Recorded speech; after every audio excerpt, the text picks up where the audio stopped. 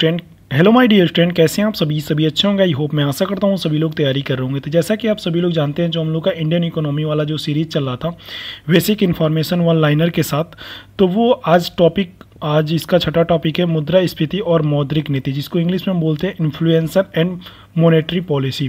Basic information के साथ हम लोगों ने अब तक के सारे टॉपिक कंप्लीट करनी है। जिन्होंने नहीं देखा है जाके प्लीज़ देख लीजिए, क्योंकि आप अगर जो इकोनॉमिक्स जानते हैं तो लगभग हर सब्जेक्ट पे थोड़ा बहुत पकड़ बना सकते हैं, क्योंकि इकोनॉमिक्स से आप मतलब कोई कहीं भी रहते हैं तो आप अपनी फाइनेंशियल तरीके को थोड़ा समझ सकते हैं। ठीक, तो ये वीडियो को स्टार्ट करते हैं बिना किसी देरी के। और सबसे पहले आपको बता दें, अगर जो पिछला वाला वीडियो नहीं देखें तो जाके ज़रूर देखिएगा। तो आइए बात करते हैं मुद्रास्फीति होता क्या है। सबसे पहले मुद्रास्फीति की हम बात करेंगे तो उससे पहले जान लीजिए वह स्थिति जब निश्चित समयावधि में अधिकांश वस्तुओं या सेवाओं के मूल्यों में समांतर स्तर से अधिक वृद्धि होने लगती है तो मुद्रास्फीति बोलते हैं। इन द सेंस यहाँ पे ये हुआ कि अगर जो मार्केट में, सीधा समझिए, मार्केट में अगर जो कहीं आप जाते हो तो वहाँ पे आप देखते हैं कोई सब्जी सबसे कम रहती है तो सबसे ज़्यादा, कोई सब्जी सबसे ज़्यादा रहती है तो सबसे ज़्यादा मतलब ये मतलब है कि या तो सब्जी का पैदावार कम है या तो उसके ग्राहक कम है। आप अगर जो देखिएगा सीजन में जाइएगा तो कोई भी चीज़ का, जैसे गोभी का सीजन आ जाए चाहे कटहल का ही सीजन आ जाए, तो जब सीजन स्टार्ट होता है तो उस समय आप जाके वहाँ देखेंगे कि वहाँ पे उसकी मांगें बहुत तेज़ी से रहती हैं, लेकिन जैसे जैसे सीजन उसका आते जाता है तो उसकी मांगें ख़त्म हो जाती है। तो इसी तरह से वस्तु की मांग और वस्तु की आपूर्ति और वस्तु की कीमत को, दिस इज कॉल्ड मुद्रास्फीति। इसी को हम लोग क्या बोलते हैं, मुद्रास्फीति, इन्फ्लुएंसन बोलते हैं। और देश में इन्फ्लुएंसन का होना बहुत ज़रूरी है। अगर जो इन्फ्लुएंसन नहीं है तो अर्थव्यवस्था को संभाल पाना बहुत आसान नहीं है। अब यहाँ पे हम बात करेंगे, जैसा कि आप देख सकते हैं,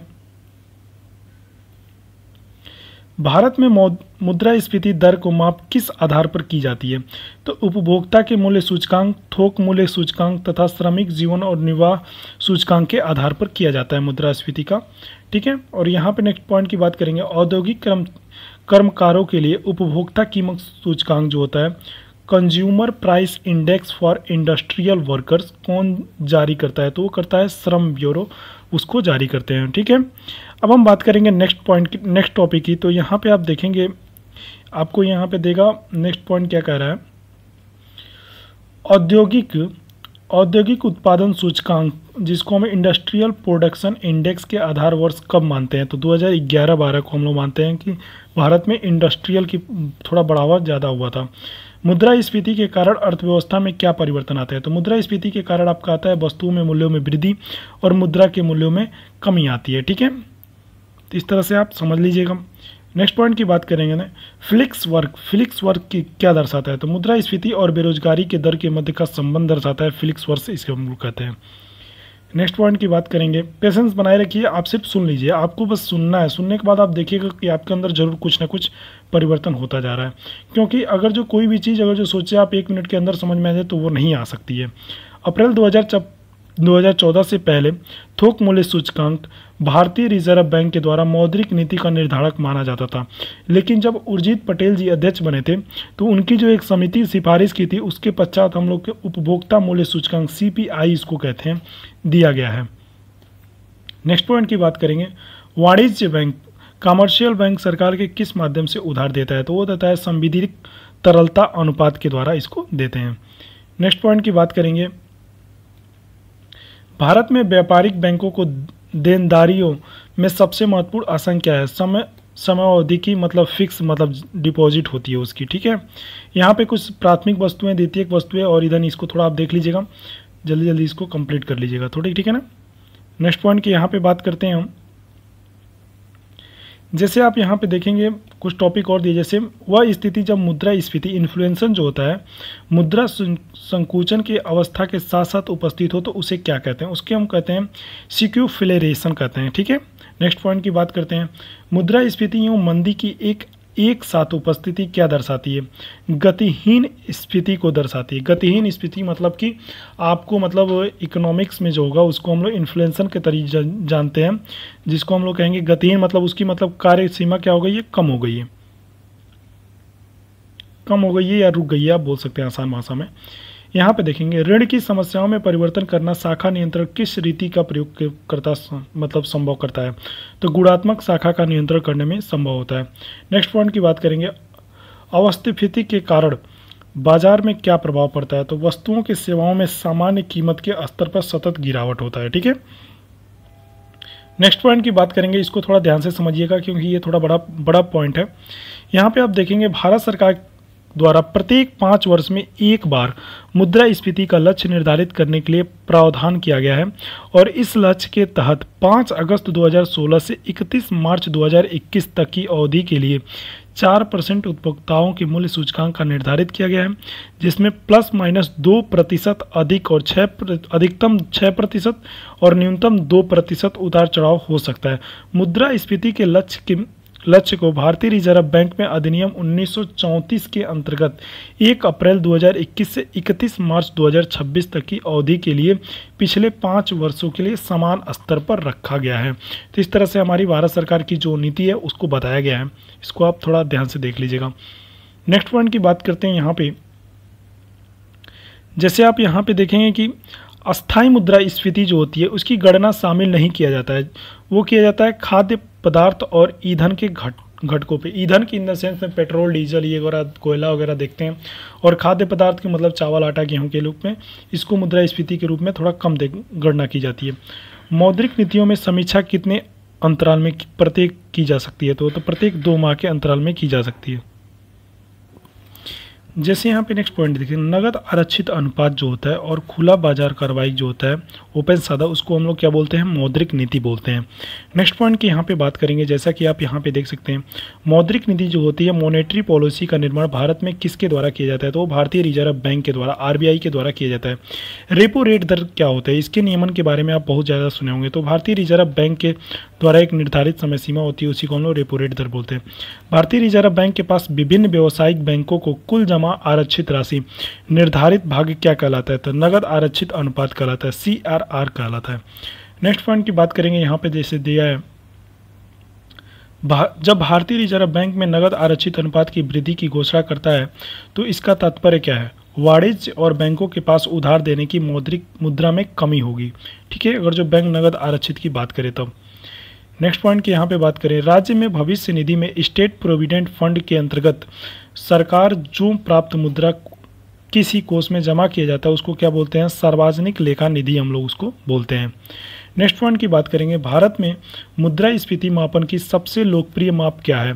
तो उपभोक्ता मूल्य सूचकांक CPI है जो इसकी मान करती है, और ये कौन बनाया था? उर्जित R पटेल जी जब इसके अध्यक्ष हुए थे तो इन्होंने इसको, मतलब इनकी समितियों के द्वारा इसको निर्धारित किया गया था।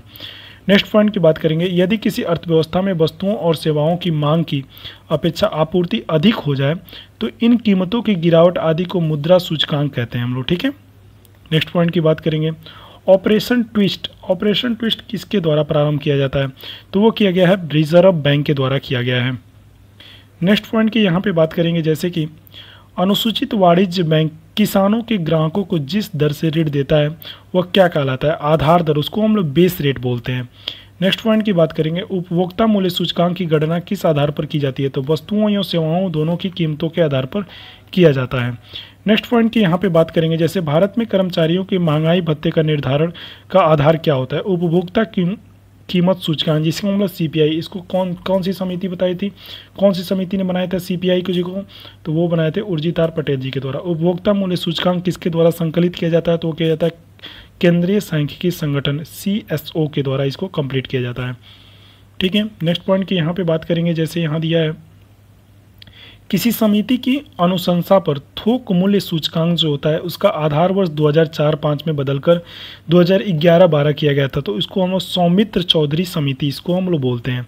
नेक्स्ट पॉइंट की बात करेंगे, यहाँ पे वस्तुओं की थोक कीमत सूचकांक जो श्रेणी के संशोधित करने में हेतु कार्रवाई समूह अध्यक्ष किसने बनाया गया था? तो अभिजीत सेन को इसके अध्यक्ष बनाए गए थे। नेक्स्ट पॉइंट की बात करेंगे, विदेशी वाणिज्य उधारी कौन सी विनियमित करता है? तो वो करता है भारतीय रिजर्व बैंक।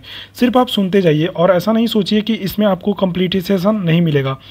ठीक है, नेक्स्ट पॉइंट की बात करेंगे, यहाँ पे जैसे यहाँ दिया है, भारत में रिजर्व बैंक के द्वारा बैंकों के द्वारा परिमाण किया गया क्या कहलाता है? तो उसको हम लोग बोलते हैं बाजार में तरलता बढ़ा दी जाती है। ठीक है, भारतीय रिजर्व बैंक के आधार दर बेस रेट पर आधारित ऋण प्रणाली समाप्त कर कब कर दिया गया था? तो 2016 में इसको समाप्ति निधि की लागत कर ऋण आधारित ऋणी दर के MCLR पर लागू किया गया था। नेक्स्ट पॉइंट की बात करेंगे। यहाँ पे जो नेक्स्ट पॉइंट आपका यहाँ पे दिया है, भारतीय रिजर्व बैंक के पास विभिन्न व्यावसायिक बैंकों को कुल जमा आरक्षित राशि का निर्धारित भाग कहलाता है नगद आरक्षित अनुपात, इसको हम लोग CRR कहते हैं। नेक्स्ट पॉइंट की यहाँ पे बात करेंगे, वह दर जिस पर बैंकों की रिजर्व बैंक के उधार देते हैं क्या कहलाती है? तो जो आपको रिजर्व बैंक किसी बैंक को उधार देता है तो उसको हम लोग क्या बोलते हैं? तो उसको रिवर्स रेपो रेट दर इसको बोलते हैं। इसको आप अपने कॉपी में नोट डाउन जरूर कर लीजिए, क्योंकि ये क्वेश्चन में पूछा हुआ ये प्रश्न जरूर आपके किसी ना किसी एग्जाम में जरूर दोहराया जा सकता है।